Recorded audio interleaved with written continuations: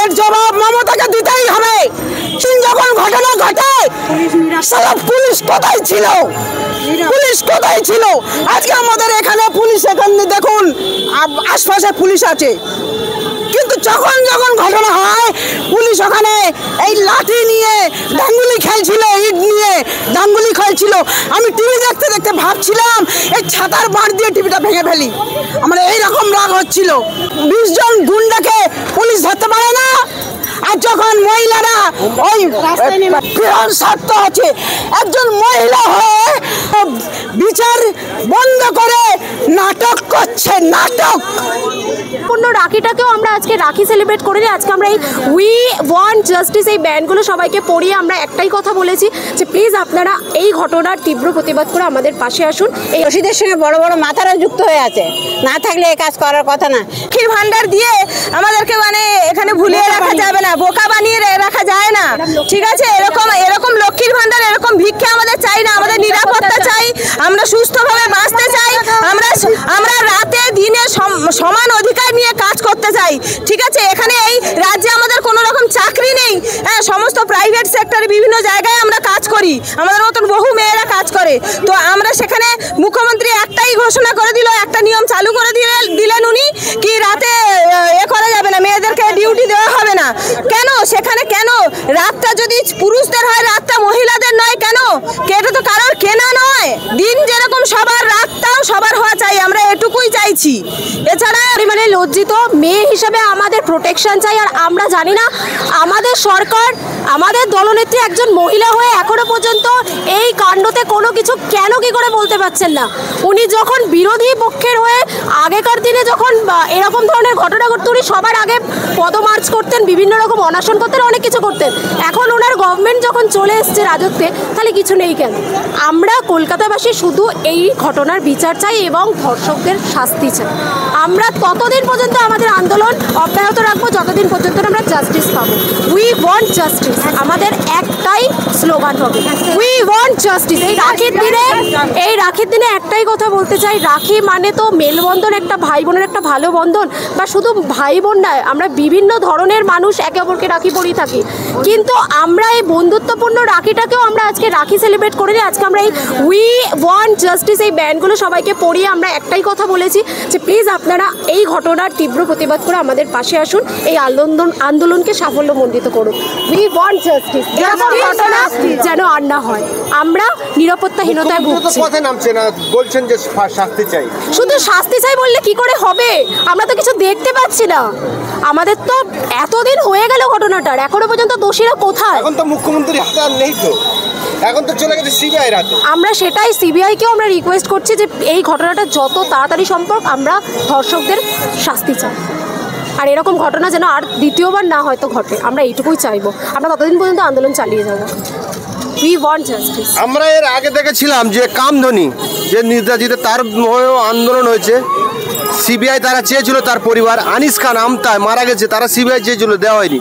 কিন্তু এই ঘটনাতে আমাদের মুখ্যমন্ত্রী বলেছেন যে সিবিআই চাইলে কোনো আপত্তি নেই, এবং উনি বললেন যে আমিও চাই যে তার ফাঁসি হোক। কী বলবেন?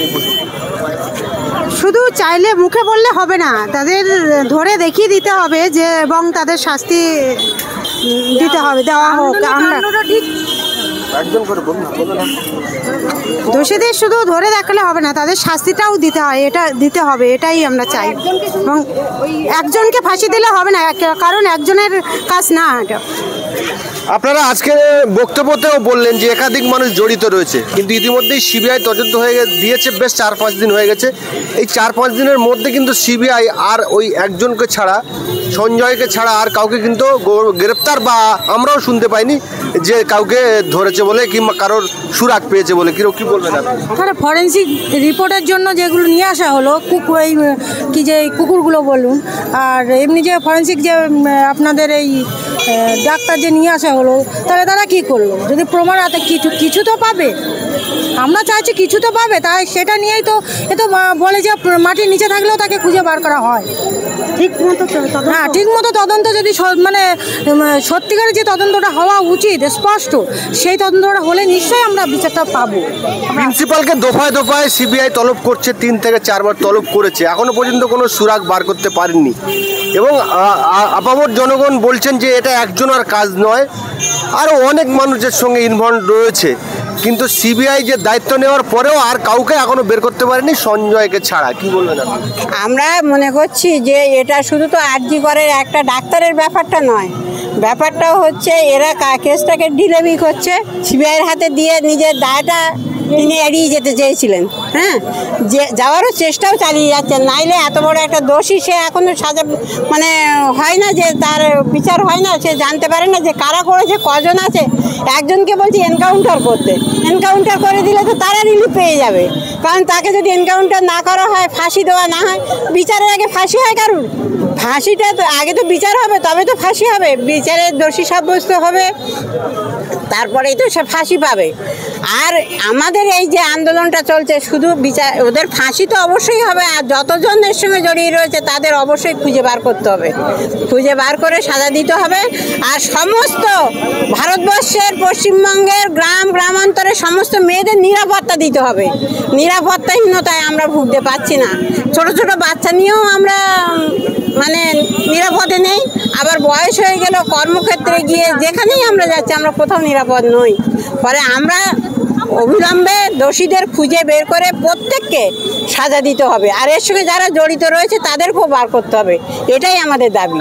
কামধনী নির্যাতিতার ভাই তিনি কলকাতা হাইকোর্টে দাঁড়িয়ে আমাদের সাক্ষাৎকারে বলেছেন যে এই সরকার, এই মমতা ব্যানার্জির সরকার যতদিন থাকবে এই রাজ্যে কোনো মানুষ জাস্টিস বা বিচার পাবে না, কারণ ধনঞ্জয় এবং হেতাল পারেকের থেকেও আমার বোনকে নৃশংসভাবে হত্যা করেছিল এই রাজ্য সরকার, এভিডেন্স নষ্ট করে তাদেরকে ফাঁসির হাত থেকে বাঁচিয়েছেন। কি বলবেন এই প্রশ্নে? এবারেও তো তাই চেষ্টা করেছে, এটা তো শুধু কামদুনির ব্যাপারটা নয়, এবারেও তো তাই করেছে। না হলে যেখানে একটা খুন হয়, যেখানে ধর্ষণ হয়, সেখানে কিন্তু সেই জায়গাটা সিল করতে হয়, সেখানে অন্য লোকে ঢোকা যায় না, কিন্তু সঙ্গে সঙ্গে তারা লোক ঢুকিয়ে দিয়েছে, তারা বহু লোকের পাওয়া গেছে, তারা এখনও চিহ্নিত করতেই পারছে না যে কে সত্যিকারের দোষী। এটাই তো এভিডেন্স নষ্ট করার জন্য যখন এত ধরপাকড় হচ্ছে, তখন তারা বাথরুম ভাঙছে, ঘর ভাঙছে, যেখানেই ঘটনা ঘটেছে।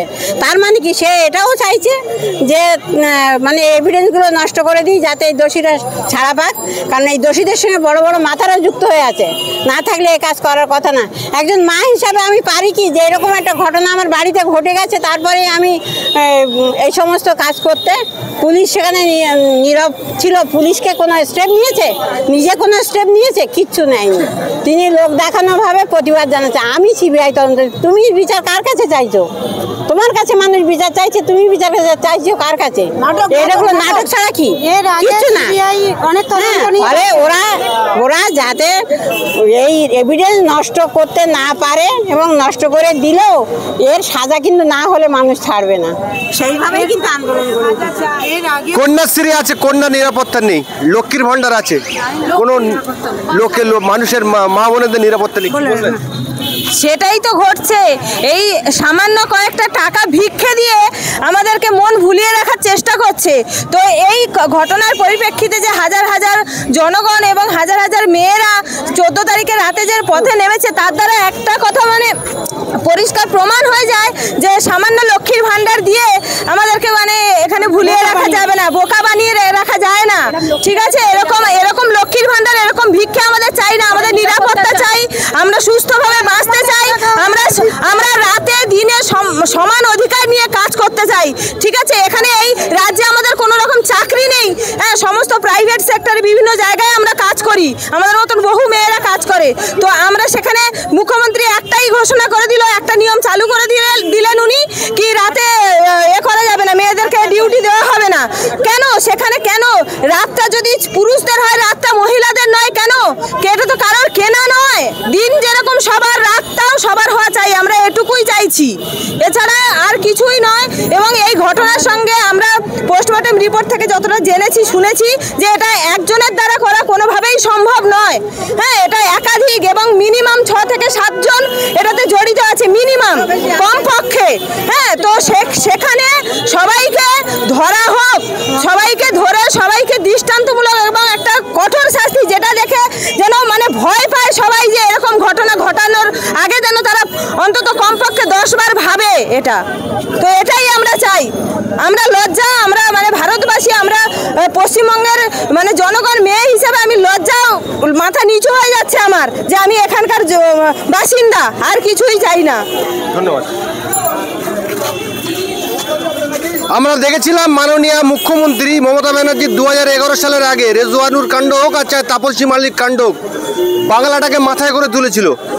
আপনাদের পাশে, আপনারা সোনারপুরের বাসিন্দা, তো আপনাদের পাশে ঢোলাহাটে আবু সিদ্দিককে তার বাড়ি চুরি করার অভিযোগে তার বাড়ি থেকে লক্ষাধিক টাকা এবং স্বর্ণ অলংকার নিয়েছে থানার পুলিশ, এবং বাচ্চা ছেলেটাকে 22 বছর ছেলেটাকে পিটিয়ে মেরেছে।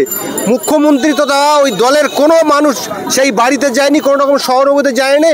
সেই থানার ওসি এখনও সেই থানায় বললো যে কি বলবেন আপনি? আমি বলবো এইটাই,